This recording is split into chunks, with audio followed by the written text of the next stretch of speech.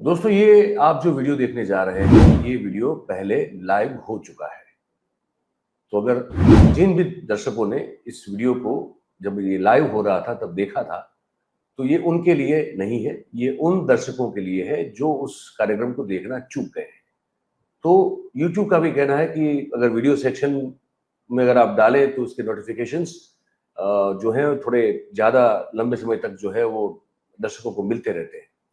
तो उसी उद्देश्य से इसको हम फिर से डाल रहे हैं वीडियो सेक्शन में। व्यूज बढ़ाने का कोई उद्देश्य नहीं है, पर उद्देश्य सिर्फ इतना है कि बातचीत ज्यादा से ज्यादा लोगों तक पहुंचे।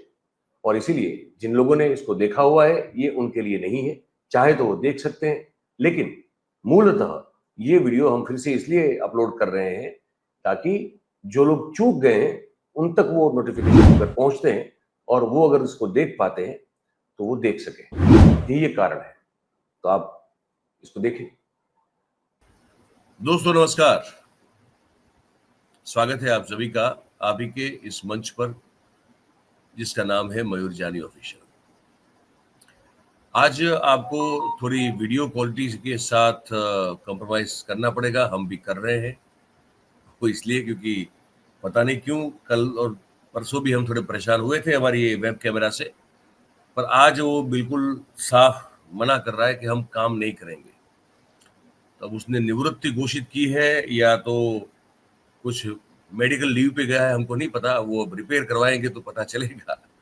लेकिन अब ये जो लैपटॉप का ही जो कैमरा है, इसमें जो भी विजुअल क्वालिटी आती है, आप उसके साथ हमको जेल ले आज, ये आप सबसे विनती है। तो सभी को सुप्रभात कहेंगे, नमस्कार कहेंगे और बातचीत शुरू करेंगे। कल के दिन बहुत सारी घटनाएं हुई है, रात होते होते तक, है ना। ईरान की ओर से जो मतलब अगर विदेश में बात कर ले, जो स्थितियां बनी हुई है, तो ईरान की ओर से जिस तरह से मुंहतोड़ जवाब मिला और कतर का अमेरिकन जो मिलिट्री बेस है उस पर भी हमला बोल दिया गया, तो उसके बाद के दृश्य ये सामने आ रहे हैं कि ट्रंप साहब ने एक बार किसी को मतलब साथ में रखे बगैर अकेले घोषणा कर दी है कि ईरान और इजराइल ने सीज फायर की बात मान ली है और मैंने करवा दिया है। अब उसके बाद ईरान के विदेश मंत्री का बयान है सुबह सुबह, हमारी सुबह सुबह, कि भाई ऐसी कोई बात हमने मानी नहीं है, लेकिन अगर इजराइल हमला आगे नहीं करेगा तो हम भी नहीं करेंगे। अब इसमें बताया जा रहा है कि शायद आज के दिन में कोई वार्तालाप, टेबल टॉक हो सकती है, होगी नहीं होगी। इस अनिश्चित समय में अनिश्चित स्थितियों के भरोसे हम बैठ के मान के नहीं चल सकते कि यही होगा या वही होगा। तो अब देखते हैं क्या होगा। लेकिन एक चीज बड़ी निश्चित है, वो ये है कि वो जो स्केच बनाए थे पहलगांव में हमारे भाइयों को मार के चले गए, जो 4 लोग थे जो आतंकवादी थे, उन लोगों के जो चेहरों के स्केच बने थे, अब वो कल ये पता चल रहा था, चल गया सबको, कि वो स्केच उन आतंकियों के है ही नहीं जिनको हम ढूंढ रहे हैं। तो ये निश्चित है, एनआईए भी ये कह रहा है, अखबारों में खबरें छपी, सबके पॉलिटिकल बयान आए। लेकिन आप सोचिए, हम उस पर ऑपरेशन सिंदूर भी कर दिए, सब कुछ हो गया, लेकिन वो चेहरे, वो जो स्केच किए गए, वो नहीं है जो हमको मार के चले गए। और ये पता अब जाके चल रहा है, जबकि विदेश मंत्री एस जयशंकर ने 2-3 चैनलों में, विदेशी चैनलों पे, न्यूज चैनलों पे जाके तो बोल भी दिया कि हाँ हाँ हमने उनकी पहचान कर ली है और हम उसको ढूंढ रहे हैं, बस जैसे ही मिलेंगे हम उसका काम तमाम कर देंगे। लेकिन अब पता चल रहा है कि वो कुछ और लोग थे और चेहरे किसी और के बने हुए। एक ये बात निश्चित है कि एक बार फिर से हम सबका जो है वो काटा गया है, ठीक है। और दूसरी बात ये सुनिश्चित हो चुकी है कि हम लोगों ने, हमारी औकात, इस देश की आम जनता ने खुद की औकात ऐसी कीड़े और मकोड़े जैसी बना ली है कि कोई भी आपे कभी भी आपको कुचल सकता है, रौंद सकता है ना, आपको मसल सकता है। और वो देखने को मिला जब जगन रेड्डी साहब आंध्र प्रदेश में चंद्रबाबू नायडू की सरकार के खिलाफ उनकी नीतियों के खिलाफ एक रैली का आयोजन हुआ, तो वो जो कार से चल रहे थे उसी कार के नीचे उनका एक समर्थक कुचल के मर गया। एक तरफ जगन रेड्डी साहब जो है उनको लोग बधाइयां दे रहे हैं, उनसे हाथ मिला रहे हैं, उनको पुष्प मालाएं पहना रहे हैं, और नीचे का दृश्य अगर मैं वो दिखाऊंगा नहीं, शायद अगर वो ब्लर हमारे पास हुआ होगा तो दिखाएंगे आपको, वरना वो देखने लायक दृश्य है नहीं। और नीचे ही गाड़ी में जो है उनका समर्थक उस गाड़ी के टायर से, व्हील से वो कुचला जा रहा है, और रेड्डी साहब ऊपर खड़े होते हुए पुष्प मालाएं जो है वो सबसे जो अर्पण कर रहे हैं उनको, तो उनसे ले रहे हैं, उनका अभिवादन स्वीकार कर रहे हैं। तो 2-3 बातें सुनिश्चित हो गई है। उधर क्या होगा ईरान इजराइल में, ये निश्चित नहीं है, लेकिन यहाँ ये सब निश्चित है। तो आज हमने हमारे बड़े भाई के समान हरिशंकर जोशी जी को आमंत्रित किया हुआ है। हम उनसे बातचीत करेंगे, इन स्थितियों को समझने की कोशिश करेंगे, और आपके कुछ सवाल का जवाब भी हम लोग देंगे। तो मैं उनको जोड़ रहा हूँ। सुबह सुबह हमने आज उतना जल्दी नहीं उठाया जितना जल्दी हम उनको उठा देते मतलब कि काम हमारे साथ जोड़ देते हैं। आज हमने कहा कि आप नाश्ता पहले कर लीजिए, उसके बाद बातचीत होगी। तो आज नाश्ता हो गया है जोशी जी का, और उन्होंने फिर जो है उसके बाद एक जूस या तो शेक का ग्लास भर के वो भी पी लिया है। तो उनकी दिनचर्या जो है अच्छी शुरू हो चुकी है। अब हम बात कर सकते हैं, तो अब कोई प्रॉब्लम नहीं है। जोशी जी, आपका बहुत बहुत स्वागत है। सर बहुत प्रणाम सर, सभी को प्रणाम, सभी साथियों को प्रणाम जी। तो मैं चाय पीऊं तो अब कोई, आपने तो मिल्क शेक वगैरह कुछ पी लिया है? आप बिल्कुल चाय पीजिए सर, और हाँ। चाहस कीजिए। चाह है तो चाय है, चाय है तो चाह है। और तो बीच बीच में बातचीत भी चलती रहेगी, आप चाय पीते रहिए। आप एक सवाल दागिए, फिर उसके बाद मैं कुछ भौंकूंगा, फिर आप हाँ, और फिर सर आप 4 चुस्कियां ले लीजिएगा, इस बीच में 6 चुस्कियां ले लीजिएगा। तो ये सिलसिला जारी रहना चाहिए जी। चलिए, तो जोशी जी कैसा लगता है हम जब हमको पता चले कि हमारे घर में आके हमको जो पीठ ठोक के चला गया, किसी ने कहा कि हमने देखा उसको, हमने कहा कि बताओ भाई, जल्दी से चेहरा दिखाओ, उसका स्केच बनवाओ। किसी ने बना भी दिया। हम ढूंढ रहे हैं उसको कि कहाँ है जो हमको मार के गया है, ढूंढो इसको, पकड़ो इसको। अब फिर पता चले 1.5 महीने के बाद, 2 महीने के बाद कि अरे ये था ही नहीं, ये किसी ने चेहरा ही गलत बना दिया। ऐसा अगर हो जाए जो हमारे साथ हो गया है, तो क्या करें अब? सर सबसे पहले आप चाय की चुस्कियां ले, और मैं एक कहानी सुनाता हूँ। अच्छा, चलिए। कहानी मैं नहीं सुनाता हूँ, कहानी ये प्रसिद्ध व्यंग कथा है हरिशंकर परसाई की। परसाई जी की, हाँ जी। हाँ, परसाई साहब की है, तो जोशी साहब को हक है सुनाने का, क्योंकि दोनों के आगे हरिशंकर लगा हुआ है। हरिशंकर लगा हुआ है। और उसका नाम है इंस्पेक्टर मातादीन चांद पर। इंस्पेक्टर मातादीन चांद पर। अच्छा।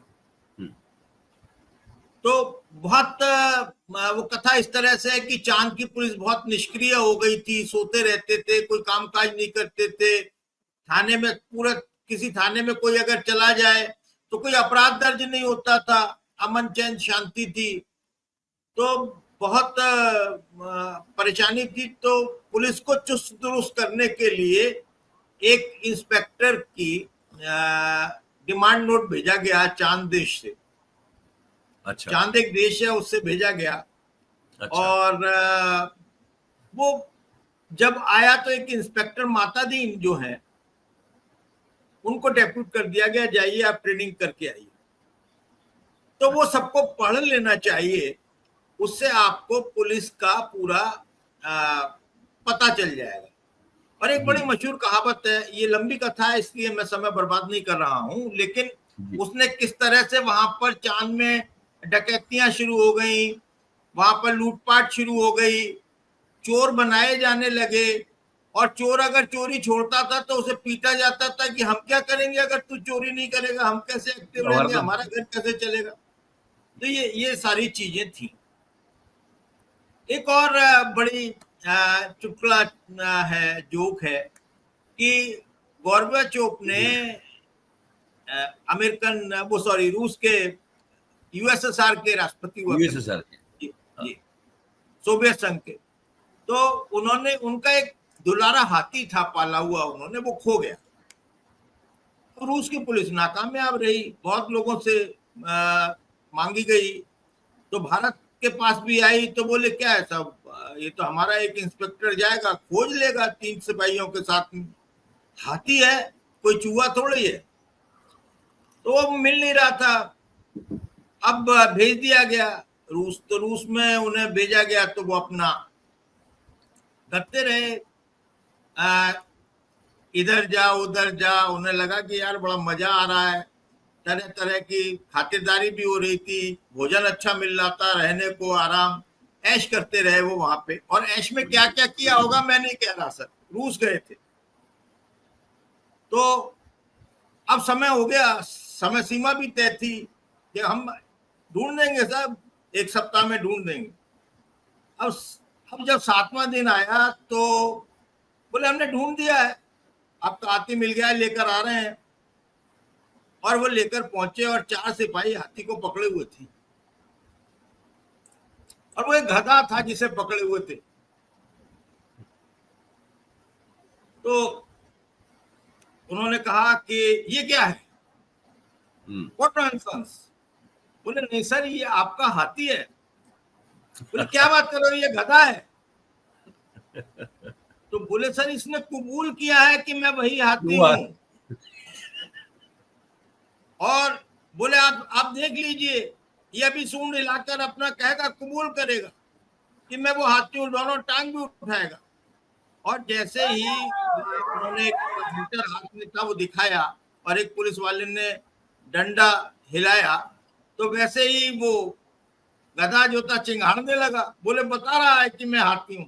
तो ये है हमारी भारतीय पुलिस सर, वो कुछ भी कर सकती है, वो कोई भी व्यक्ति ये कबूल कर सकता है कि हाँ मैंने गुनाह किया है।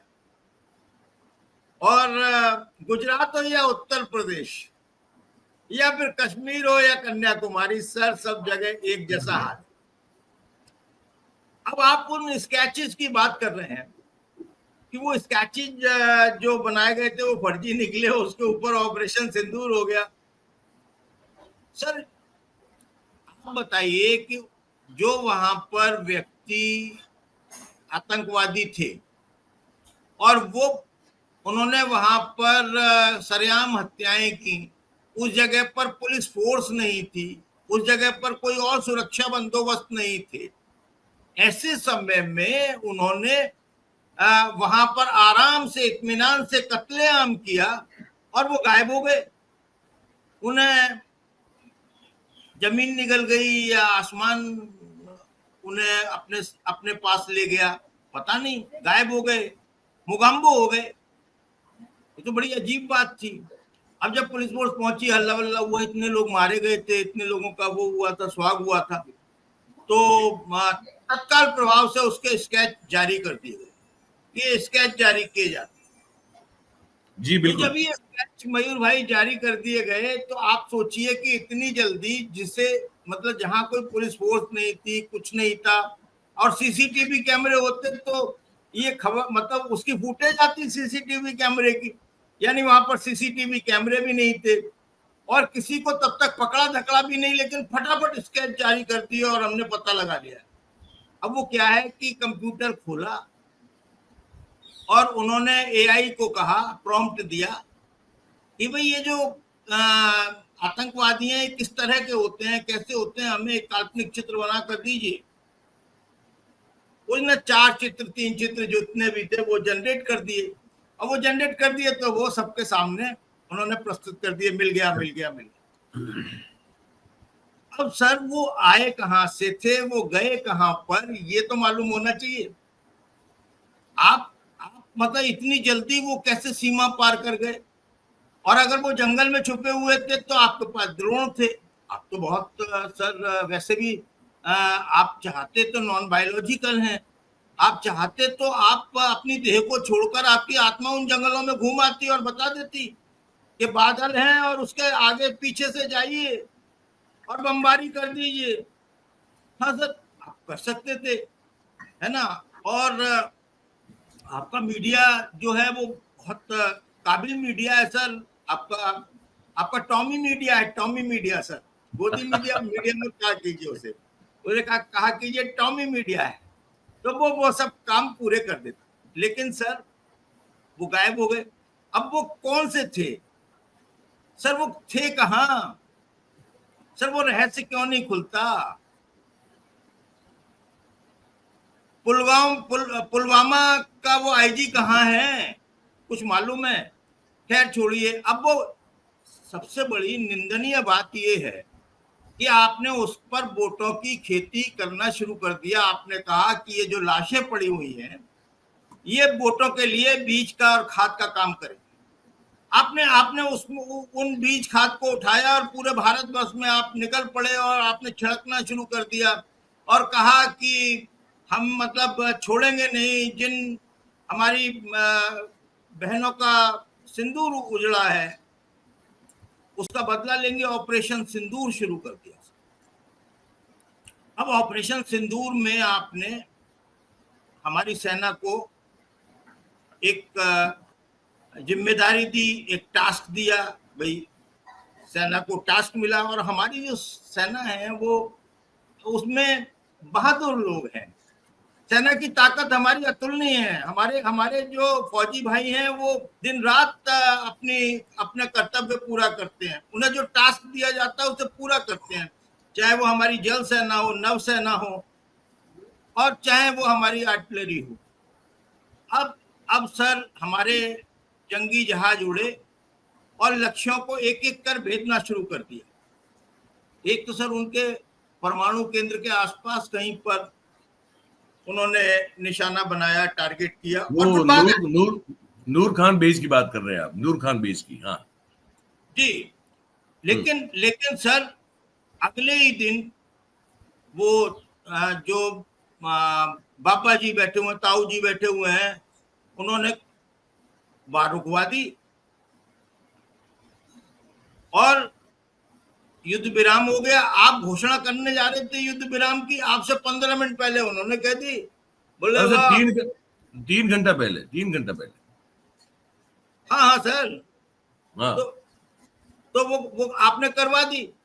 तो आप सारा की सारा ये मतलब जो तमाशा चल रहा है वो तमाशा जो है वो कुल मिलाकर ये है कि वोटों की खेती चाहिए, अच्छी फसल उगे, इसके लिए उन्होंने ये सब किया। और स्केच फर्जी तो ऑपरेशन सिंदूर को अब कैसे आप जब ये सिद्ध हो जाएगा कि वो स्केच फर्जी थे, तब पाकिस्तान से भेजे गए आतंकवादी जो थे उन पर सवालिया निशान लगेंगे, आपके ऑपरेशन सिंदूर पर सवालिया निशान लगेंगे।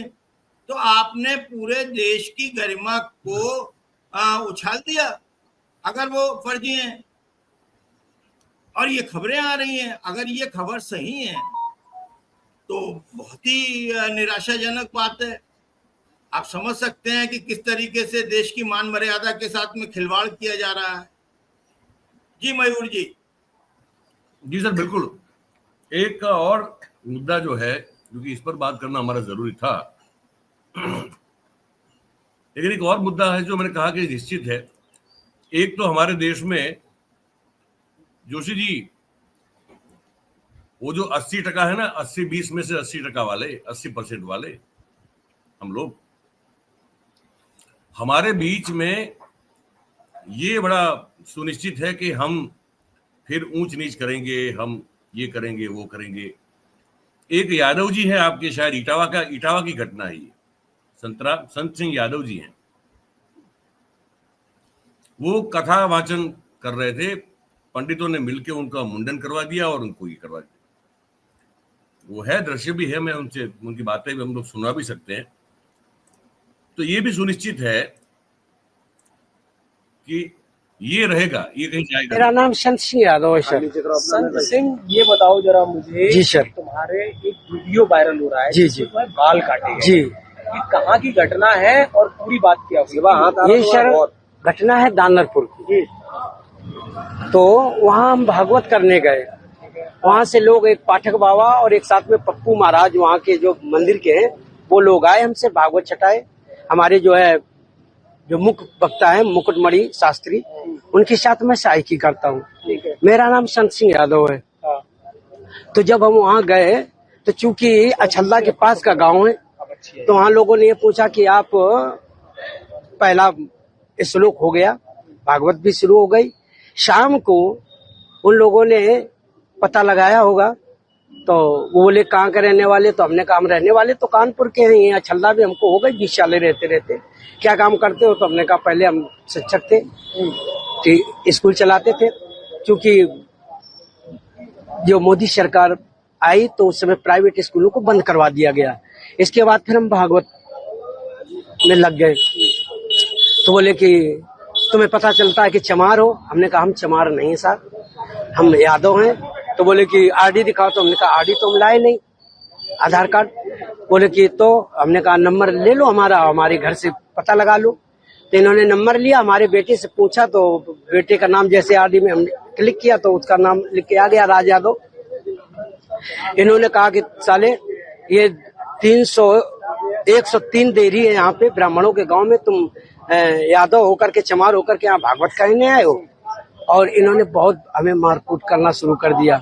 रात भर इन्होंने बहुत टॉर्चर किया सर, यहाँ तक कि हमारे बाल काट दे। और जो परीक्षित बना था, परीक्षित की मैडम से इन्होंने मूत्र, बोले भाभी आप अपना मूत्र ले आओ, उसे मूत्र से हमारे ऊपर छिड़का इन्होंने। बोले ये अब पवित्र हो गए, ब्राह्मण के ये मूत्र तुम्हारे ऊपर पड़ गया, अब तुम पवित्र हो गए, अब बताओ। अच्छा, तो ये तुमसे पैर क्यों छुआए गए? पैर इसलिए छुआए गए कि तुम यहाँ पे संकल्प करवाया, तो आपने हमारी भाभी से, हमारी जो है ये ब्राह्मणी है, इससे आपने पैर छुआया। हमने कहा पैर हमने नहीं छुआया, हम तो वैसे भी पैर नहीं छुआते। हमने ये कहा कि ठीक है ठीक है ठीक है। तो बोले कि नहीं तुमने वो तो करवाया, संकल्प तो करवाया। तो हमने कहा संकल्प तो करवाना भाई, हमारा जो पाठन क्रिया में है वो हम करेंगे। तो ये बताओ, तुम आचार्य बन के गए थे? जी जी नहीं, आचार्य बन के, सहायक आचार्य। सहायक आचार्य? जी जी। कथावाचक कौन था? मुकुटमणि महाराज। मुकुटमणि, वो जी। कौन बरादरी है? वो भी यादव है। वो भी यादव। जी। तो जिन लोगों ने आपको कथावाचक के लिए बुक किया था, जी, वो जी। कौन बरादरी? वो ब्राह्मण है। वो ब्राह्मण थे। जी। तो ये कथा कब से होनी थी?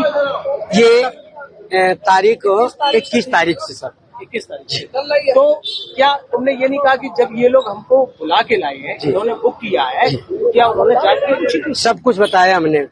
तो बोले कि ये लेके आए, लेकिन तुम्हारी हिम्मत कैसे पड़ गई कि ब्राह्मणों के गांव में आए, ब्राह्मणों के गांव में तुम गद्दी पे बैठे हो और मतलब अहिर होकर के, और तुम्हें तो चमार लोग बता रहे हैं। तुमने कहा सर चमार हम नहीं है, हम यादव हैं। जाओ, जाओ। रुक जाओ भाई, अरे साहब आ गए, साहब आ गए। इसके बाद अभी बात करेंगे सर। कितने? क्या कहेंगे जोशी जी इस पे? मेरी तो बोलती बंद है इस पे, मैं कुछ कह नहीं पा रहा हूँ। नहीं, ये कोई अचंभे वाली बात नहीं है। ऐसा तो पिछले 10-12 सालों में आप लगातार देखते हैं। आदिवासियों के सिर पे मध्य प्रदेश में किस तरह से उन्होंने पेशाब किया, किस तरीके से वो टॉर्चर करते हैं। दरअसल मैं आपको एक सूत्र वाक्य में बता देना चाहता हूं मयूर भाई, कि संघ की विचारधारा में दलितों, वंचितों, आदिवासियों के लिए कोई स्थान नहीं है। और वो सिर्फ चुनाव के वक्त उनको हिंदू चाहिए, बाकी चुनाव निकल जाने के बाद जब वोट नहीं चाहिए तब वो जातियों में विभक्त है। और संघ को जो कोर लोग चलाते हैं वो सारे के सारे चित्त पावनी ब्राह्मण है। अब चित्त पावनी ब्राह्मणों का इतिहास आपको कभी जानना हो तो अजय शुक्ला ने बड़ी स्टडी कर रखी है, आप उनसे पूछिएगा सर, बुलाइए। हाँ बिल्कुल बिल्कुल। हाँ, वो बताएंगे कि चित्त पावनी ब्राह्मण क्या होते हैं, कौन होते हैं, कहाँ से आए, पूरा उन्होंने उनका कच्चा चिट्ठा खोल रखा है। कुल मिलाकर ये सामंती विचारधारा वाले लोग हैं जिन्होंने हमेशा अंग्रेजों की दास्ता स्वीकार की, उनकी गुलामी की, उनकी मुखबिरी की। स्वतंत्रता संग्राम में इनका कोई योगदान नहीं है। ये एक फर्जी गांधी को लेकर आए, अन्ना को, और इन्होंने वहां पर कुछ प्रोडक्ट पैदा किए। आपने देखा वो प्रोडक्ट उनमें से गुजरात में भी चल रहा है आजकल। हाँ, गुजरात तो है ही उनका प्रोडक्ट है जी, नागपुर का प्रोडक्ट है, लेकिन एक अन्ना का भी प्रोडक्ट तैयार हुआ। तो ये लोग इस तरह के कारनामे करते हैं, झूठ बोलते हैं और नफरत और घृणा के ये सौदागर है। ये इनका मूल जो काम है वो है नफरत फैलाना, घृणा करना, और जो मनुवाद है उसको कानून मानते हैं। ये संविधान को नहीं मानते हैं, ये भारत के संविधान को नहीं मानते हैं, ये मनुवाद को कानून मानते हैं। जब बाबा साहब अम्बेडकर ने वो ड्राफ्ट तैयार हुआ था और वो संविधान आया तो इन्होंने कहा कि ये हमारा संविधान नहीं हो सकता। आरएसएस अपने हेडक्वार्टर के ऊपर झंडा नहीं लगाता। ये सामंती मानसिकता के पोषक हैं, और अब चूंकि सरकार है, इनके पास सत्ता बल है, इसलिए इस तरह की घटनाएं और ज्यादा बढ़ गई हैं। जहां जहां इनकी सरकारें हैं वहां वहां दलितों के साथ में पाशविक कृत्य हो रहे हैं। आप बताइए कि उस जिस महिला ने संकल्प कराया उससे कहा कि तुम अपना मूत्र लेकर आओ, वो छिड़क कर कह रहे हैं अब तुम पवित्र हो गए। हमारे एक भाई लिख रहे हैं कि जो चीज अपवित्र है उसे छिड़क कर कोई कैसे पवित्र हो सकता है। बिल्कुल, बात बिल्कुल जेन्युइन है सर। ये जो भी हुआ है ये आज पहली घटना नहीं है, ये एक श्रृंखला है और ये लगातार हो रही है। लगातार ये काम जारी है। पर ये जोशी तभी जी सवाल रुकेगा। ये वो तो हम देख रहे हैं, आप सही कह रहे हैं। और ऐसा भी नहीं है कि कभी ये बात को भी मानना होगा कि ऐसा नहीं है कि भाई ये 2014 में सत्ता में आए और उसके बाद ही होना शुरू हुआ, ऐसा भी नहीं है, ये पहले भी होता रहा।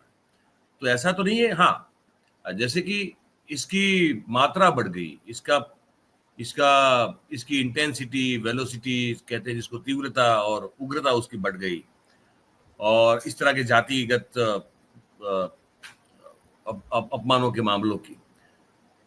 पर मतलब कथा सर एक चीज मैं बताऊं, आप मुंशी प्रेमचंद की कहानियां पढ़ लीजिए, दूसरे साहित्यकारों की आप कथाएं पढ़ लीजिए, लेख पढ़ लीजिए, निबंध पढ़ लीजिए, तो आपको ये पूरा विवरण मिलता है। लेकिन बहुत सारी कुप्रथाओं को आजादी के बाद और उससे पहले हमारे जो समाज सुधारक हुए हैं, हमारे जो बुजुर्ग हुए हैं, उन्होंने इसको खत्म करने की पुरजोर कोशिश की और काफी हद तक किया भी। आप देखिए बहुत सारी ऐसे, जैसे सती प्रथा थी, सती प्रथा का अंत हुआ या नहीं हुआ? बहुत सारी कुप्रथाओं का हुआ, और ये छुआछूत का अंत हुआ। संविधान ने ताकत दी वंचितों को, संविधान ने ताकत दी जो अस्पृश्य कहे जाते थे, जो दलित थे, जिनको पैर की जूती समझा जाता था, जिनसे 2 मुट्ठी अनाज के बदले काम कराया जाता था, जिन्हें इस तरीके से टॉर्चर किया जाता था। लेकिन अब ये बदलता हुआ 47 के बाद का भारत था और लगातार सुधार हो रहे थे।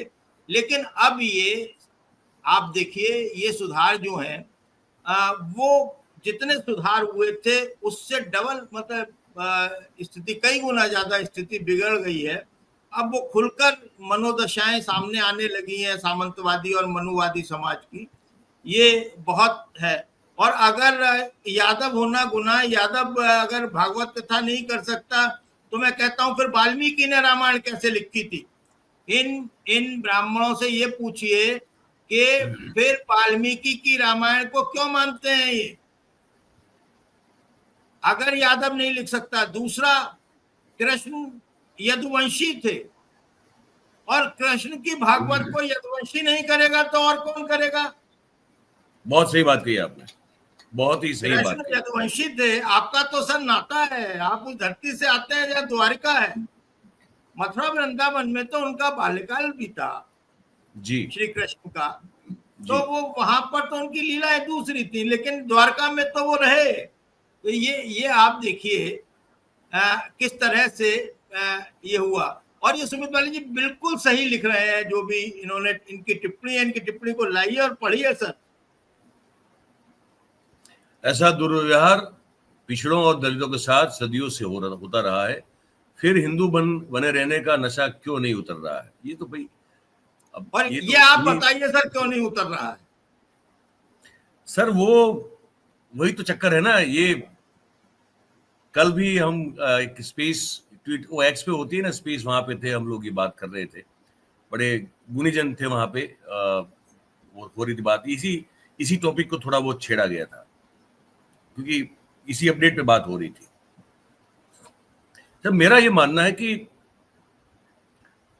हम लोग, मतलब हम लोग इन द सेंस कि हम जो आम लोग हैं, मतलब इस देश में जो बड़ी संख्या में है, जो कि मध्यम वर्गीय है या तो निम्न मध्यम वर्ग, तो अब तो रहा ही नहीं, अब तो सीधा गरीब वर्ग आ जाता है, और मध्यम वर्ग भी गरीब होने की कगार पे है अभी। तो वो लोग हैं जिनकी तादाद बहुत बड़ी है और सहस्त्राब्दियों से बड़ी है, मतलब कि एक होती है प्रजा और एक होता है शासक वर्ग। वो जो शासक वर्ग है वो हमेशा कुछ चंद लोग होते हैं और प्रजा की तादाद बहुत बड़ी होती है। तो प्रजा हमेशा जो है उसको उसकी तादाद बड़ी होने के बावजूद भी वो पता नहीं क्यों लेकिन अवलंबित रहती है उन शासकों की नीतियों पे और शासकों के द्वारा दिए गए जुमलों और लॉलीपॉप पे। तो ये सर अब ये है बाय डिफॉल्ट ह्यूमन रेस का ये एक स्वभाव है। अब इसको कैसे डिकोड करें मैं समझ नहीं पा रहा हूँ, लेकिन यही हम देख रहे हैं, सहस्त्राब्दियों से देख रहे हैं, मिलेनियम से देख रहे हैं। ये है बड़ी तादाद, लेकिन उनको अपनी ताकत का पता होता नहीं है। और कुछ चंद लोग आते हैं, जैसे हम पर आके ब्रिटिश रूल करके चले गए, कुछ 35-40 हजार लोग थे गोरे, वो पूरे इतने बड़े भूखंड पर जो है वो राज करके चले गए। तो ये सब हो रहा है सर। अब क्या करें, इसका डिकोड करना मुश्किल हो रहा है कि ऐसा क्यों होता है, लोग क्यों ऐसी गुलामी पसंद करते हैं, लोग क्यों ऐसा दुर्व्यवहार सहन कर लेते हैं लोग। और बहुत चंद लोग ही जो है पूरी शासन प्रणाली को अपने हाथ में रखने में क्यों क्या कामयाब होते हैं, और उनके हुक्म की तामील वही करते हैं जो ऐसे तबके से आते हैं, जो कि पीड़ित है, वंचित हैं, कुचले हुए समाज से, वही उनकी हुक्म की तामील भी करते हैं अपने ही लोगों पे। तो सर ये हो रहा है, अब क्यों हो रहा है ये समझ में नहीं आ रहा, लेकिन ये हो रहा है, दुखद है। हाँ है। एक और है, वो दृश्य मैं आपको दिखाऊं, ये कल उड़ीसा का भी ये दृश्य है। ये वहां के दलित भाई है हमारे, इनके साथ कल ये किया गया उड़ीसा में, देखिए।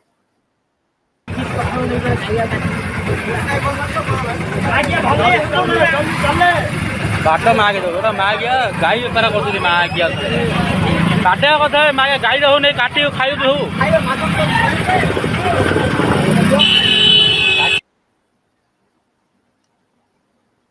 अब ये कोई सदियों पुरानी घटना नहीं, ये कल का वीडियो है जो सबके पास शायद सोशल मीडिया पे होंगे, तो उनको सबने देखा भी होगा। ये उड़ीसा की घटना है। इस पर काफी सारी पॉलिटिकल कमेंटिंग भी हो चुकी है कल के दिन में, लेकिन कमेंट होती है सर, स्थितियां तो वैसी की वैसी ही रहती है। देखिए सर, दो चीजें हैं। एक तो जो संविधान बनाया गया उसको बीते 10-11 सालों में तार कर दिया गया, उसके उन्होंने चीथड़े उड़ाने की कोशिश की, सारी संवैधानिक संस्थाओं का मानमर्दन किया, और पूरे देश में जो सबसे ज्यादा गायब हुई चीज वो हुई संवेदना। संवेदनहीन होता गया। ये राजनीति, वर्तमान राजनीति ने व्यक्ति को संवेदनहीन बना दिया है। ये अगर कोई व्यक्ति कथा कर रहा है, भगवान का नाम ले रहा है, आप उसका मुंडन करा रहे हैं, उस पर मूत्र विसर्जन कर रहे हैं, आप कह रहे हैं कि तुझे अधिकार नहीं है, तो ये अधिकार ब्राह्मणों को किसने दिया? भाई ब्राह्मण तो वो जो ब्रह्मा के मुख से पैदा हुए, उसी को तो कहते हैं सर, ब्राह्मण ब्रह्मा के मुख से पैदा हुए। अब ये जितने भी बैठे हुए हैं, ये कौन से मुख से पैदा हुए? नहीं, मैं पूछना चाहता हूं सर, आप मतलब बहुत गंभीर बात कर रहा हूं इसमें, कतई मतलब मेरा नहीं, मैं ये पीड़ा वाला हास्य है, ये कोई खुशी का हास्य नहीं था, ये दर्द से भराई है कि अब आप जो सवाल पूछा वो बहुत, अब इसका जवाब तो कोई दे नहीं पाएगा ना। आपने पूछ लिया, ऐसा सवाल पूछा है जोशी जी जिसका जवाब नहीं है किसी के पास। आप अगर कहें कि व्याख्या अनुसार, शास्त्रोक्त व्याख्या अनुसार ब्राह्मण जो है वो ब्रह्मा के मुख से पैदा हुए। चलिए, अच्छी बात है। इसके बाद या सर, शरीर में जो खून बहता है वो ब्राह्मण का अलग होता है, दलित का अलग होता है, मुसलमान का अलग होता है, वो कोई जाति धर्म का खून बहता है क्या? अच्छा, मान लीजिए मतलब कि ऐसी कोई आपातकालीन स्थिति हो जाए कि कोई ब्राह्मण जो है वो एक्सीडेंटली जो है वो कहीं घायल हो जाए, अस्पताल में अचानक कहीं भर्ती हो, खून की जरूरत हो, किसी का खून चढ़ा जाए, को देखा जाएगा कि ये दलित है कि नहीं, ये यादव है कि नहीं, ये ओबीसी तो नहीं है, ऐसा कोई चेक करेगा क्या? और करता है तो क्या होता है क्या चेक, कि पता चल जाए खून देख के कि नहीं ये तो ओबीसी का है, ये बनिए का है, ये ठाकुर का है, ये दलित का है, ये खून से ये होता है प्रमाणित कहीं? जी, एक सेकंड होल्ड कीजिएगा सर। एक कोलकाता से मेरे मित्र है, प्रभात खबर में समाचार संपादक हैं। जी, हाँ जी। असगर भाई, मैं करता हूँ थोड़ी देर में, वो पहुंच गया होगा, आप चेक करा लीजिए।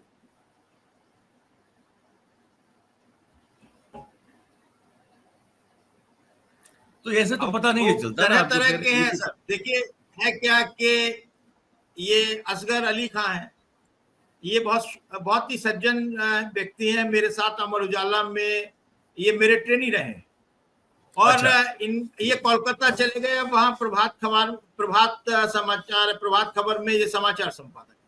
जी। अब इनके बेटे की नौकरी का अपॉइंटमेंट लेटर आ गया, जिसके लिए पासपोर्ट होना जरूरी है, और पासपोर्ट के लिए अप्लाई किया तो उन्होंने कहा कि ये बर्थ सर्टिफिकेट जो है वो वेरीफाई होने के लिए जाएगा जहां ये पैदा हुआ था। अच्छा। अब वो मेरठ में पैदा हुआ था, तब मेरठ में थे वो, अब वो कोलकाता है। बिल्कुल। अब वो बेचारा चक्कर लगा के चला गया। उसका फिर मेरे पास फोन आया, बोले गुरुजी आप मतलब कुछ मदद कर दीजिए। तो मैंने 3-4 रिपोर्टर्स को लगाया हुआ है, और जी। प्रक्रिया जारी है। प्रक्रिया जारी है वेरिफिकेशन प्रक्रिया की। जारी है। और प्रक्रिया क्या है, अब समस्या और आ गई कि मैंने 3-4 रिपोर्टर्स को लगा दिया है जो जाने पहचाने चेहरे हैं, और उनसे वो सुविधा शुल्क ले नहीं सकते हैं, और इसके बगैर काम कर नहीं सकते हैं। तो सिस्टम हो गया है देश का सर। और ये देखिए, ये तब है जब डबल इंजन की चाल चरित्र और चेहरे वाली सरकार है। बिल्कुल सर, बिल्कुल। तो ये यही है। और इमरजेंसी वाले, अच्छा ये इसमें इजराइल ईरान वाले मामले में तो जोशी जी ये सीन है कि एक ये ट्वीट कर दिया था ट्रम्प साहब ने, है ना, congratulations to everyone, it has been fully agreed by and between Israel and Iran that there will be a complete and total ceasefire। इस ऐसा करके पूरा उन्होंने एक वो ट्वीट कर दिया। अब इसके बाद हुआ ये कि आपने भी देखा, आपने भी आप जानकारी रखते हैं कि भाई ईरान अब कह रहा है कि नहीं हमने कोई एग्रीमेंट नहीं किया है, अगर इजराइल हमला नहीं करेगा तो फिर हम नहीं करेंगे। तो वो इजराइल के ऊपर है। तो अब जैसे मैं शुरुआत में कह चुका हूं कि वो बड़ी अनिश्चित सी स्थिति है, लेकिन निश्चित जो स्थितियां थी हमने आज पूरी गिनवा दी कि जातिवाद संपूर्ण रूप से निश्चित स्थिति है इस देश में, है ना, धर्मांधता संपूर्ण रूप से निश्चित स्थिति है इस देश में, गरीबी और भूखमरा और बेकारी और बेरोजगारी ये संपूर्ण रूप से सुनिश्चित स्थिति है इस देश में, और कीड़े मकोड़े की तरह अपने आप को जो है वो शासकों के सामने प्रस्तुत करते रहना, कुचलते रहना, अपने आप को जो है उसी तरह से जो है खत्म करवाते रहना, ये भी हमारी देश की जो प्रजा है, जनता है, उनकी मानसिकता है, ये भी सुनिश्चित है। और कुछ सुनिश्चित हो तो आप बता दें, उसके बाद फिर समाप्त करेंगे। सर इजराइल के सीज फायर की बात कर लेते हैं, ट्रम्प साहब की बात कर लेते हैं। उनकी बात का कोई ये नहीं पता होता कि वो आज क्या कह रहे हैं, कल क्या कहेंगे, शाम को क्या कहेंगे, परसों क्या कहेंगे, वो पल पल बदलते रहते हैं। लेकिन जैसे उन्होंने कहा कि 1 सप्ताह तक में हम ये फैसला करेंगे, 1 सप्ताह तक हम चुप बैठे हुए हैं, सोच रहे हैं, विचार कर रहे हैं कि हम इजराइल के साथ युद्ध में जाएं या ना जाएं। हाँ। और अचानक से दूसरे तीसरे दिन उनके जहाज उड़कर गए, जंगी जहाज उन्होंने वहां पर बमबारी की ईरान के न्यूक्लियर प्लांट्स पर। अब वो नुकसान कर पाए या नहीं कर पाए ये एक अलग बात है, लेकिन उन्होंने जो कहा था वो उन्होंने तोड़ दिया। अपना जो बात कही थी वो उन्होंने पूरी नहीं की। वो एक हफ्ते से पहले ही चले गए। तो वो कब क्या कह रहे हैं, क्या कब बेवकूफ बना रहे हैं, ये समझ पाना बड़ा मुश्किल काम है। हुआ ये कि जैसे ही कतर में अमेरिकन एयरबेस है उस पर ईरान ने मिसाइलें दागी, हालांकि वो बहुत दूरा कुश्ती में दागी गई मिसाइलें थी। पहले ही अलर्ट कर दिया गया था कतर को कि भाई हम मिसाइलें दाग, और उन्होंने कहा था कि बेस खाली कर दो, हम दाग रहे हैं मिसाइल। बिल्कुल, हम दाग रहे हैं। तो मतलब उसने सीधी सीधी सी एक धमकी दी थी कि भैया देखो ऐसा है, मरता क्या ना करता। ये हम अमेरिकन एयरबेस रहने नहीं देंगे आसपास कोई भी जी। ये हम चेतावनी दे रहे हैं तुम्हें। वो चेतावनी में दागी गई थी। अब इससे तो हिल गया। उधर इजराइल के पास में अपना हथियारों का जो भंडार था वो लगातार खत्म होता जा रहा था। कुछ ही दिन का एम्युनिशन बचा था जी। अब उसको भले ही वो होती हैं, वो पटाखे छोड़ते हैं, उनके पास विपन्स या उस तरीके से हवाई जहाज या वो नहीं है, ताकतवर मिसाइलें नहीं है, लेकिन खतरा तो ही है। और जिस तरीके से गाजा में इन्होंने अपना दमन चक्र चला रखा है, फिलिस्तीन का मामला है, उलझे हुए लोग हैं, तो इन पे हथियार लगातार खत्म हो रहा है। इन्होंने पहले ये सोचा कि अरे ईरान को तो हम निपटा देंगे, इसके पास है क्या। बिल्कुल, ईरान को तो हम अपने घातक हथियारों से निपटा देंगे, और हमारी इतनी रक्षा प्रणाली अचूक है, हम मतलब एयर डिफेंस में इतने ताकतवर हैं, हमारा क्या कर लेगा। लेकिन ईरान ने भुस भर दिया, एक के बाद एक मिसाइलें दागी, और उसने टारगेट किया किसे, उसने बड़ा सोच समझ कर टारगेट किया। उसने जो स्टॉक एक्सचेंज था उस पर निशाना बनाया, उसने एमएसएन के दफ्तर के बाहर एक मिसाइल दागी, उसने एक बहुत सारे ऐसे जो उनके सामरिक केंद्र थे उन पर हथियार, उन पर मिसाइलें दागी। तो ये उसकी जब मिसाइलों का पता चला और मिसाइलों की ताकत का पता चला तो इजराइल की गीली पीली हो रही थी। इजराइल लगातार, कल ही ये खबरें आ गई थी कि इजराइल अमेरिका को मनोबल कर रहा, अमेरिका से कहा है उसने कि भाई इस युद्ध को खत्म करवाओ। दूसरा, इजराइल में वहां की जनता ने नारे लगाना शुरू कर दिया था, ईरान हमें माफ करो, हमसे गलती हो।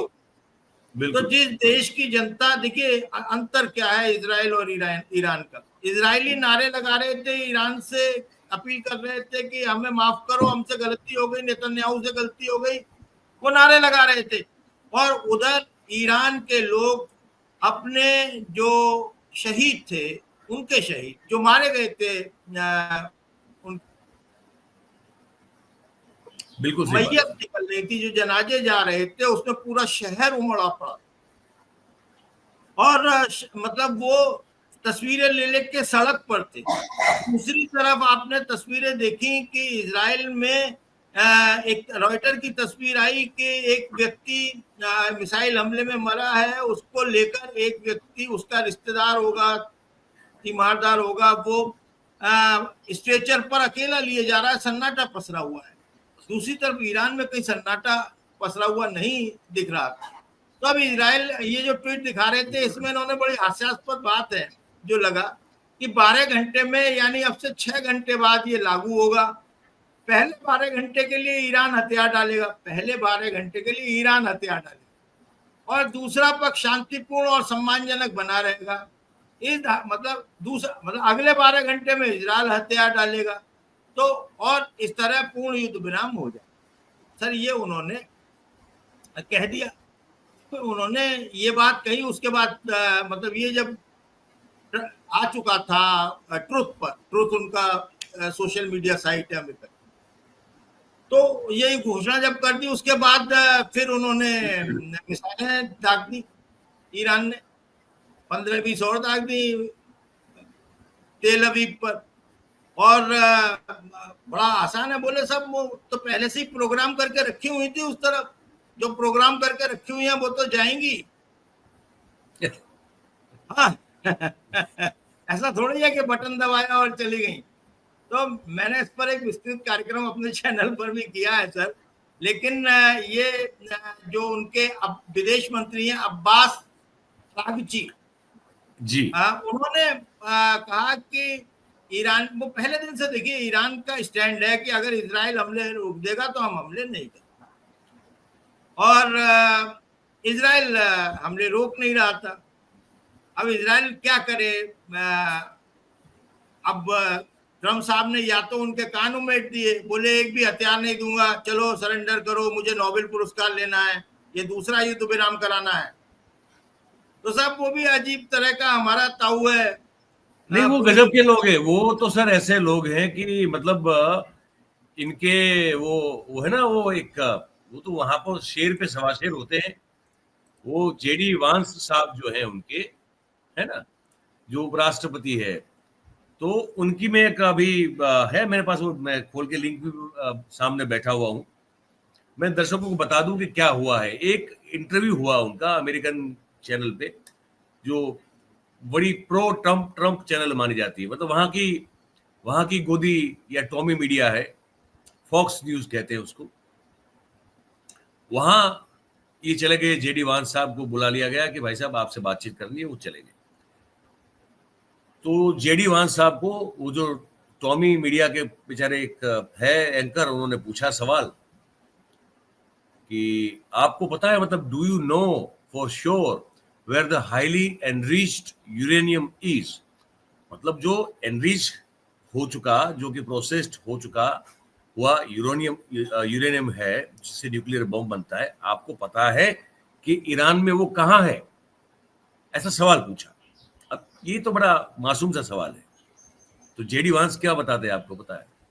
जेडी वांस कहते हैं कि ये कोई सवाल ही नहीं है, दैट इज नॉट इम्पोर्टेंट कि यूरेनियम कहाँ पे है। हम कभी भी कुछ भी कहीं भी हमला कर सकते हैं, ये कोई सवाल बनता ही नहीं है कि यूरेनियम है कहाँ पे। मैं कोशिश करता हूँ आपको ये दिखाने की, ताकि आप इसको देख सके, ताकि इनकी जो निर्लजता और इनकी जो इडियोसिटी है उसको आप समझ सके। तो मैं इसको आपके लिए ये क्लिप लाने की कोशिश कर रहा हूँ। आप मुझे थोड़ा सा टाइम दें, एक आधा मिनट का, तब तक हो जाएगा ये। मुझे लगता है कि तब तक ये आ जाएगा। हाँ, ये अब वीडियो जो है वो आपके लिए मैं प्ले कर सकता हूँ। ये जेडी वांस है और ये आपके लिए ये वीडियो है, जो सब इसको देखने जैसा है। आप कहें कि मयूर जानी के साथ मुझे दुश्मनी है, मैं उसने घर में जो है वो कट्टा छुपा के रखा हुआ है, वो कभी भी मुझे ठोक सकता है, तो मैं उसको पहले कट्टे का नाश कर दूंगा। आपको कोई पूछे कि जोशी जी पता है कि कट्टा है किधर? बोले वो कहीं भी हो, उससे क्या फर्क पड़ता है। ऐसा मामला है। ये सर वो देखिए ऐसा है जैसे हमारे यहाँ टॉमी मीडिया है, वैसे ही फॉक्स भी टॉमी मीडिया है। और मुसाहिब पालने की बहुत आदत है हमारे साहब को।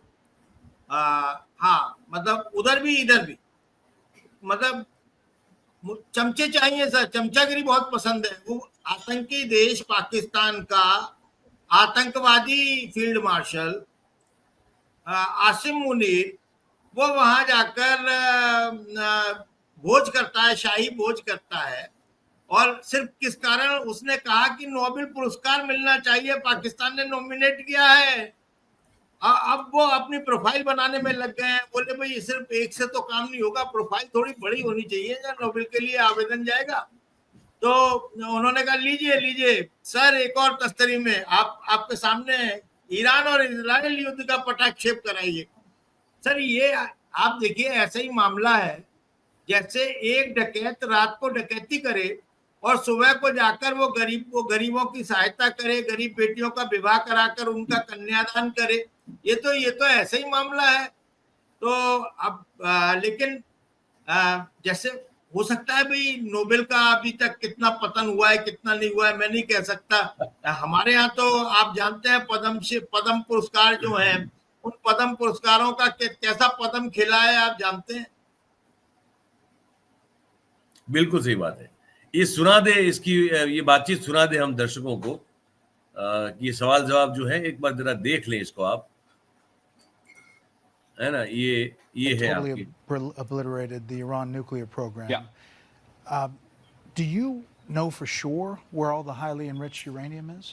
Well, Brett, I think that's actually not the question before us. The question before us is, can Iran enrich the uranium to a weapons grade level, and can they convert that fuel to a nuclear weapon? And we know, based on the success of our mission, of course, the leadership of the president, but the incredible skill of our military, that the two mission objectives are completely successful. We know that they cannot build a nuclear weapon. Now, you asked about the highly enriched uranium. Yeah, like 900 pounds of it. But what we know, Brett, is that uranium is something that exists in very large supply. Our goal was to bury the uranium, and I do think the uranium is buried, but our goal was to eliminate the enrichment and eliminate their ability to convert that enriched fuel into a nuclear weapon. I think this is an important point, Brett, because so many of the folks who have focused on the highly enriched uranium, Sure, 60%. the main focus, Brett, has been to destroy their enrichment capacity, because we don't want that 60% uranium to become 90% uranium. That's the real concern, and that's what was so successful about our mission. So after भाई साहब, मामला ये है कि हमारे आपके पास कट्टा वट्टा है कि नहीं, वो सवाल नहीं है। हम कभी ला भी तो सकते हैं, खरीद भी सकते हैं, ये है मामला पूरा। तो अब वो तो अब उसका तो क्या करें, बात पता आता कुछ नहीं है। ऐसा है, जब आप अगली कार्रवाई का इंतजार करें, अगली मिसाइल का इंतजार करें और इनके मुकरने का इंतजार करें, तब हम इस पर चर्चा करेंगे। अब ये चर्चा का पटाक्षेप कर देना चाहिए। पर एक चीज मुझे बतानी है आप सबको, और आप सभी का मुझे उसमें वो चाहिए। आपको एक दृश्य आया है न्यूजीलैंड से, जोशी जी। न्यूजीलैंड में दो वहां की आदि जातियां हैं जो कि वहीं की हैं, मूलतः रूप से उस जमीन की मालिक है। एक का नाम है कीवीज, जिससे वो कीवीज के तौर पे जाना जाता है, और एक है माओरी। अब ये दो आदिवासी जो आदि जातियां हैं, उन्होंने हिंदू धर्म और हिंदुओं के खिलाफ जबरदस्त विरोध प्रदर्शन किया है उधर न्यूजीलैंड में। वहां की एक फुटेज आई है। अब हमने उनका वहां पे क्या बिगाड़ा हमको पता नहीं, लेकिन अब ये तो बड़ा शांति प्रिय देश भी है, और वहां से जब हमने ये दृश्य देखे तो हम थोड़े चौंक से गए। तब आपके लिए भी जो है मैं प्रस्तुत कर रहा हूं उन सब दृश्यों को, देखिए।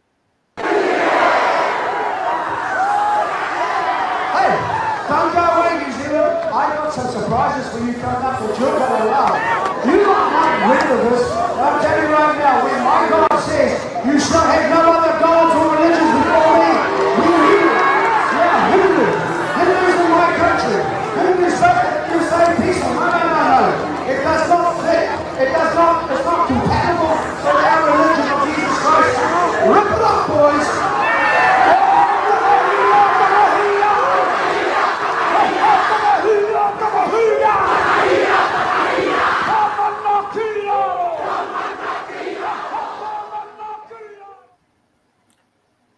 अब ये संदर्भ जो है इसका पता नहीं चल पाया, लेकिन इस तरह के प्रदर्शन वहां भी हो रहे हैं।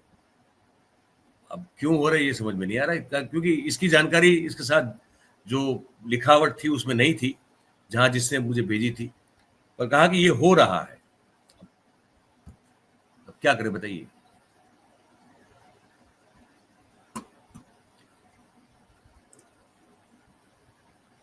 बाकी हमने सभी दर्शकों की कमेंट्स वगैरह तो जब जितनी हो सकती थी उतनी ले ली है, और मेरे ख्याल से अब इस कार्यक्रम को, इस बातचीत को ही समाप्त करें। हमने 3-4 जो प्रमुख मुद्दे थे उस पर अपनी अपनी राय और अपनी समझ और जानकारी जो है दर्शकों के साथ साझा की। बची है ये जानी साहब, एक चीज बची है। जी सर, बताइए। देखिए, बहुत महत्वपूर्ण है, जिस पर विमर्श नहीं हुआ। हालांकि विमर्श का नहीं, वो संवेदना का मुद्दा है। किस तरह से हमारी संवेदनाएं मरती जा रही हैं, किस तरीके से हम संवेदनहीन हो रहे हैं, किस तरह से हम ही इंसानियत के दुश्मन हो रहे हैं। और हमारे जो राजनेता हैं वो इस कदर नशे में चूर हैं, इस कदर वो मतलब आत्ममुग्ध हैं कि उन्हें किसी की जिंदगी की परवाह नहीं है, और लोगों को भी नहीं है। कोई आदमी मर रहा है, तड़प रहा है, और जीप के नीचे फंसा हुआ है, वो प्रसंग आप बता दीजिए और उसके लिए श्रद्धांजलि सर दीजिए। वो और मैं कोशिश करता हूँ ब्लर इमेज दिखाने की। नहीं, मत क्योंकि वैसे दिखाइए, मत दिखाइए, मत दिखाइए, मत दिखाइए। हाँ। वो बहुत भयानक है, देखी नहीं जाएगी। आप शब्दों में बता दीजिए। वही है सर, वो जीप है, उसमें जीप या ऐसा ही कोई वाहन है, और जगन रेड्डी कोई, अब आप सब जानते हैं कि वहां तो वैसे भी साउथ में नेता और अभिनेता में वैसे अंतर कुछ वहां तो पहले से था ही नहीं, तो वो बड़ा लार्जर देन लाइफ मामला होता है, और इन सब के प्रशंसक होते हैं, फैंस होते हैं, कोई माल्यार्पण कर रहा है, कोई ये कर रहा है, कोई वो कर रहा है, जीप चल रही है धीरे धीरे, लोगों के हुजूम से घिरी हुई है। ऐसे में कैमरा जब जूम आउट होता है तो पता चलता है देखने में कि एक व्यक्ति जो उन्हीं का समर्थक बताया जा रहा है, वो इस धक्का मुक्की में, इस प्रचंड भीड़ के दबाव में कहीं वो कैसे भी करके वो गिर गया होगा, और गाड़ी तो धीरे धीरे चल रही है, ऐसा गाड़ी स्पीड में नहीं चल रही है, गाड़ी ऐसे ऐसे धीरे धीरे खिसक रही है, और उस पहिए के नीचे वो पहिया ऐसे करके उसको रौंद रहा है, किसी को नहीं पता है, वो कैमरे वाले को पता है लेकिन वो दूर है, और फिर वहां से चिल्लम चिल्ली शुरू होती है, तब तक उस आदमी की जान चली गई होती है, और ऊपर खड़े हुए उस व्हीकल में जगन रेड्डी खड़े, उसको पता भी नहीं है कि नीचे उसी के गाड़ी के टायर के नीचे का आदमी कुचला जा रहा है, रौंदा जा रहा है, जो कि उसका समर्थक है और उसकी रैली में समर्थन के लिए आया हुआ है। अब ये दृश्य है सर। अब एफआईआर हुई है उनके, अब वो ठीक है एफआईआर हुई, लेकिन वो जान तो चली गई। तो ये मैं पहले भी, अभी आपने पूछा था तो मैंने कहा था कि ये डिकोड नहीं हो पा रहा है कि लोग किसी व्यक्ति या किसी विचार के पीछे अपना दिमाग बंद करके इसे ऐसे बेवकूफ, मूर्ख और अपने आप को कीड़ा मकोड़ा, कॉकरोच कैसे बना लेते हैं, या तो भेड़ बकरियां कैसे बना लेते हैं, और कैसे चल पड़ते हैं किसी भी चीज की परवाह किए बगैर, ये समझ में नहीं आता सर। ये समझ में नहीं आएगा सर। अभी यह अंधभक्ति का काल चल रहा है, और वो चारों तरफ चल रहा है, किसी एक तरफ नहीं चल रहा, सब, हाँ, चारों तरफ चल रहा है ना। तो मुझे लगता है कि अब सबको प्रणाम कर लिया जाए, जितने भी हमारे चैट बॉक्स में साथी जुड़े हुए हैं, जो सभी को प्रणाम, सत श्री अकाल, वाहे गुरु, सलाम, नमस्ते, आदाब, अर्जय और खुदा हाफिज, और शब्बा खैर, और क्या क्या कहते हैं सर, सब कह दीजिए। सब। तो बस सभी के स्वास्थ्य की शुभकामना करेंगे, दिन अच्छा रहे आप सभी का, और फिर मुलाकात होगी, नए सब्जेक्ट के साथ हम मिलेंगे। जोशी जी का और आप सभी का हमारे साथ जुड़ने के लिए बहुत बहुत धन्यवाद करेंगे, और वही कहेंगे कि भाई ये अच्छी बात लगती है तो इसको आप लाइक करें, इसके लिंक को शेयर कर दीजिए हो सके उतना, और अब तक आपने अगर सब्सक्राइब नहीं किया है इस चैनल को तो भाई साहब कर लीजिए, और अपने आसपास के और हमारा भी कीजिए। जोशी जी का भी है संदेश न्यूज, अब फिर से वो शुरू हो गया है, स्ट्राइक हट गई है। हाँ, वो कल से शुरू हो गया है सर, और हाँ। आपने उसमें बहुत सहयोग किया, मैं आपका आभारी अरे हूँ। नहीं, बहुत नहीं। सामूहिक लड़ाई लड़ी गई उसके लिए, और जो है वो दरअसल टॉमी मीडिया को ही जीवित रखना चाहते हैं, इसके अलावा किसी को रखना नहीं चाहते हैं, ना मैं हूँ या आप हैं। तो आपका बहुत शुक्रिया सर, बहुत शुक्रिया। अरे सर, क्या बात है, धन्यवाद आप। तो मतलब मैं तो कह रहा हूँ कि अब वो चैनल शुरू हो चुका है संदेश जो है जोशी का, तो वहां भी अगर आपने नहीं किया उसका तो हैंडल है सर जरा @संदेश-न्यूज। हाँ, @संदेश-न्यूज, वहां भी जाइए। और ये आप मेरे नाम से सर्च करेंगे तो मिल जाएगा, मिल जाएगा, वहां भी जरूर से वरना आपके गुजरात का आ जाएगा वो संदेश। वो संदेश। हाँ, ये भी है, ये बात सही है आपकी। अच्छा, एक दर्शक आपको बड़ी आपसे नाराज है जाते जाते, ये पटेल साहब है, ये कह रहे हैं कि जोशी जी ब्लॉक करते हैं, मैं जोशी के चैनल पे नहीं जाऊंगा। अरे भाई, मजाक कर रहे हैं। नहीं, वो सही कह रहे हैं, वो गलत नहीं कह रहे हैं पटेल साहब। मैंने दरअसल, देखिए ऐसा है कि दो लोग झगड़ रहे थे, मैंने दोनों को ब्लॉक कर दिया। यार क्यों झगड़ रहे हो आपस में? और मैं ब्लॉक नहीं करता हूं, मैं उसे हाइड करता हूं 15 मिनट के लिए, आधा घंटे के लिए, 1 घंटे के लिए। वो एक तरीके से मेरा टोकन ऑफ लव होता है, वरना एल एस पटेल हो, एके हो, ये सब हमारे सम्मानित लोग हैं, तो ऐसा कुछ नहीं है। इन्हें दरअसल एक और हमारे साथी अरविंद त्यागी, वो भी दर्शक दीर्घा में हर जगह विराजमान रहते हैं, ये सब दरअसल उनके काटे हुए हैं।